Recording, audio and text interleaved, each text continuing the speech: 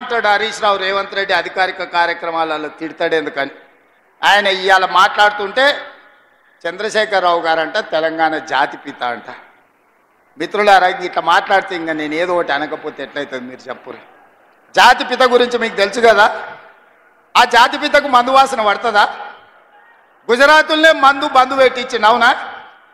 ఆ జాతిపిత గాంధీ ఆశ్రమాలలో ఉన్నాడు, నిరాడంబరంగా ఉన్నాడు. మరి ఈ జాతిపిత వాసన లేకుంటే నిద్ర లేస్తాడా? ఆ జాతిపిత ఎక్కడా? ఈ జాతిపిత ఎక్కడా? ఆ జాతిపిత ఎక్కడో చిన్న చిన్న దళిత వాడల్లో జీవితం గడిపితే 100 ఎకరాల ఫామ్ హౌజుల్లో ఈ జాతిపిత గారు ఉన్నారు. ఈయన జాతిపిత ఎట్లయితాడని నేను అడుగుతున్నా. అసలు పోల్చుకోవడానికన్నా పొంతన ఉండాలి కదా. పులిని చూసి నక్క వాతలు పెట్టుకుంటే వాతలతోని నక్క పులి అయిపోతుందా? జాతిపిత అంటే ఎవరు? కొండా లక్ష్మణ్ బాబూజీ జాతిపిత. జాతిపిత అంటే ఎవరు? ప్రొఫెసర్ జయశంకర్ జాతిపిత.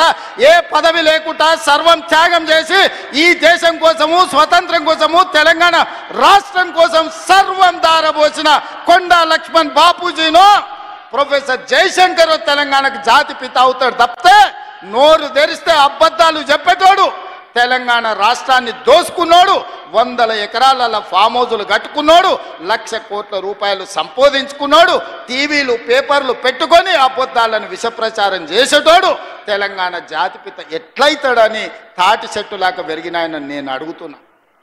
ఇవాళ నేను ఇక్కడున్న యువకుల్ని కూడా అడుగుతున్నా, ఎవడయా జాతిపిత తెలంగాణకు? తాగుబోతాడు జాతిపిత అవుతాడా అని నేను అడుగుతున్నా.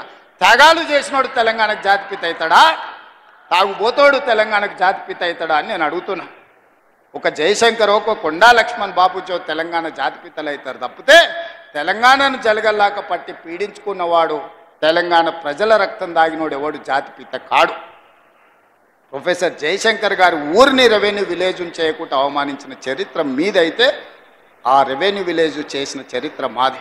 కాళోజీ కళాక్షేత్రాన్ని పూర్తి చేసిన చరిత్ర మీదైతే 10 ఏళ్ళు పడవ పెట్టిన చరిత్ర మీది. అందుకే మిత్రులారా, ఈరోజు తెలంగాణ సమాజం అంతా ఆలోచన చేయాలి. ఆనాడు తెలంగాణ ఉద్యమం చేసినాను, ఉద్యమంలో ముందు భాగాన నిలబడ్డాను. ఒక్కసారి కాదు 2 సార్లు తెలంగాణ రాష్ట్రానికి ముఖ్యమంత్రిగా చేసింది. 10 ఏళ్లలో దాదాపుగా నేను అసెంబ్లీలో మళ్ళీ లెక్కలు చెప్తా. 20 లక్షల కోట్లు చంద్రశేఖరరావు గారి చేతిలోకి వచ్చినాయి. ఈ 20 లక్షల కోట్లు ఎక్కడికి పోయినాయని నేను అడుగుతున్నా. ఇవాళ నేను చెప్పదలుచుకున్న, చంద్రశేఖరరావు గారు చేసిన అప్పుల కోసం నేను కట్టింది 1,53,000 కోట్లు బ్యాంకులకు అసలు మిత్తి పేరు మీద నేను కట్టిన. నిజంగానే ఈ 15 నెలల ఈ 1,53,000 కోట్ల రూపాయలు నా చేతుల్నే ఉంటే మా పొంగులేటి శ్రీనివాసరెడ్డి గారికి చెప్పి 30 లక్షల ఇండ్లు, ఇందిరమ్మ ఇండ్లు పేదోళ్ళందరికీ, తెలంగాణ రాష్ట్రంలో ఉన్న అందరికీ ఇండ్లు కట్టించుండేవాడిని. ఇవాళ నా దగ్గర ఇండ్లు లేని పేదల లెక్క 25 లక్షలే ఉంది. ఒక్క సంవత్సరం చంద్రశేఖరరావు గారు చేసిన అప్పులకు తప్పులకు నేను కట్టిన పాయమాల్ 1,53,000 కోట్లు. ఈ 15 నెలల ఈ 1,53,000 కోట్లు నా దగ్గరనే ఉంటే 30 లక్షల పేదోళ్లకు 5 లక్షల లెక్కన ఇందిరమ్మ ఇండ్లు కట్టించి రాష్ట్రంలో ఇల్లు లేని పేదోళ్ళు లేకుండా 100% పేదలకు ఇండ్లు కట్టించటోని. ఇదే కాదు, 75 లక్షల మంది రైతులకు 2 లక్షల రూపాయల రుణమాఫీ చేసి ఉండేటోని. ఒక్క సంవత్సరమే చంద్రశేఖరరావు చేసిన పాపాలకు నేను కట్టిన పాయమాల్ 1,53,000 కోట్లు. ఇది పాపాల పుట్టలాగా పెరిగిపోతుంది. ఆలోచన చేయండి మిత్రులారా. పాపాల భైరవుడు రాష్ట్రాన్ని మొత్తాన్ని కొల్లగొట్టేసి ఈరోజు పోయి ఫామ్ హౌస్లో రెస్ట్ తీసుకుంటూ వాళ్ళ వంది మాగదులను పంపించి మమ్మల్ని తిట్టిస్తున్నారు. ఇది ఈరోజు తెలంగాణ రాష్ట్రంలో ఉన్న పరిస్థితి.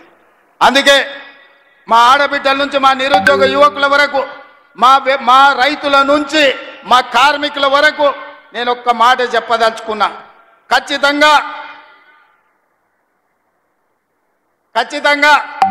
ఈ రాష్ట్రాన్ని అభివృద్ధి పదం వైపు నడిపించే బాధ్యత మాది. తెలంగాణ రాష్ట్రంలో జరుగుతున్న తప్పులను ఉన్నది ఉన్నట్టుగా మీకు వివరిస్తా. లేని అబద్ధాలను నేను చెప్పను.